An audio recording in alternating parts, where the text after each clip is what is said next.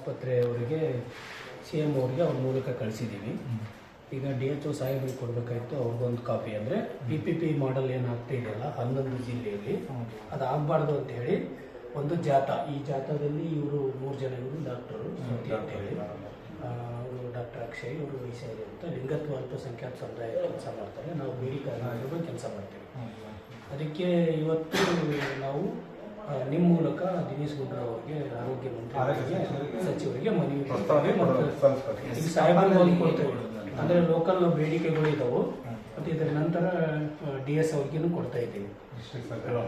ಬಿಜಾಪುರದಲ್ಲಿ 106 ದಿನ ಪ್ರತಿಭಟನೆ ನಡೆದು ಮುಖ್ಯಮಂತ್ರಿಗಳೇ ಬಂದು ಅಲ್ಲಿ PPP ಮಾಡಲಲ್ಲಿ ನಾವು ಮಾಡಲ್ಲ, ಮೆಡಿಕಲ್ ಕಾಲೇಜ್ ಮಾಡ್ತೇವೆ ಅಂತ ಮಾತಾಡಿದ್ದಾರೆ. ದಾವಣಗೆರೆಗೂ ಸಹ ನಾವು 2022ರಲ್ಲಿ 2 ಹೋರಾಟಗಳನ್ನು ಮಾಡಿದ್ದೀವಿ. ಚಿಕ್ಕಟೇರಿ ಆಸ್ಪತ್ರೆ ಆಗಬಾರ್ದು PPP ಮಾಡಲಲ್ಲಿ ಅಂತ.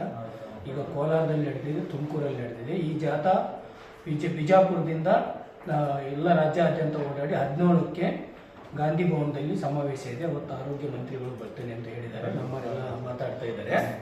ಹಾಗಾಗಿ ಇದಕ್ಕೆ ತಮಗೆ ಮನವಿ ಕೊಡ್ತೀವಿ ಸರ್.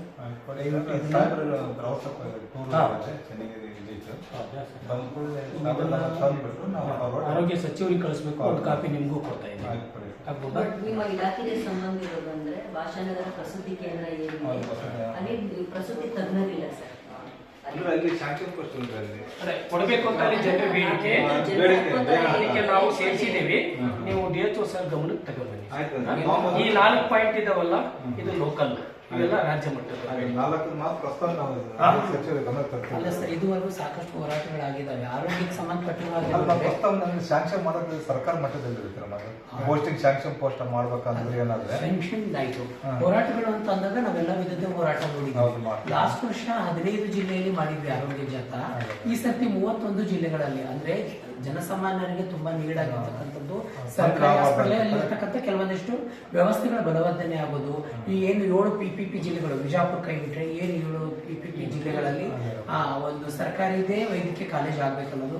ಹಾಗಾಗಿ ಇದನ್ನ ನಿಮ್ಮ ಹೆಚ್ಚಿನ ಒಂದು ಇದರಲ್ಲಿರ್ತಕ್ಕಂಥ ಇವರಿಗೆ ಗಮನಕ್ಕೆ ತಗೊಂಡು ಆರೋಗ್ಯ ಸಚಿವರಿಗೂ ಸರ್ಕಾರ